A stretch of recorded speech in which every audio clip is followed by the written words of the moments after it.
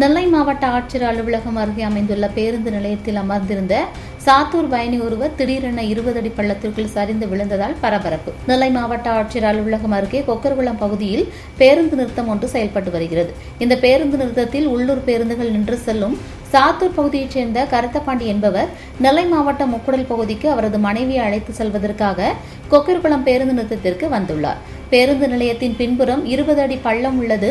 இதன் அருகே சாலையின் ஓரமாக தடுப்புச் சுவர் சிறிய அளவு உயரத்தில் கட்டப்பட்டுள்ளது. பேருந்து நிறுத்தத்தில் கூட்டமாக இருந்த நிலையில் தடுப்புச் சுவர் மீது அமர்ந்திருந்த கருத்தபாண்டி திடீரென 20 அடி பள்ளத்திற்குள் சரிந்து விழுந்தார். இதனை அக்கம் பக்கத்தில் உள்ள பொதுமக்கள் பார்த்து போக்குவரத்து சரி செய்யும் பணியில் ஈடுபட்டிருந்த போலீசாருக்கு தகவல் தெரிவித்தனர். இதனைத் தொடர்ந்து பாளையங்கோட்டை தீயணைப்புத் துறையினருக்கு தகவல் தெரிவிக்கப்பட்டது. சம்பவ இடத்திற்கு வந்த தீயணைப்புத் துறையினர் பள்ளத்திற்குள் இறங்கி பத்திரமாக கருத்தபாண்டியை மீட்டு நெல்லை அரசு மருத்துவக் கல்லூரி மருத்துவமனைக்கு ஆம்புலன்ஸ் மூலம் அனுப்பி வைத்தனர்.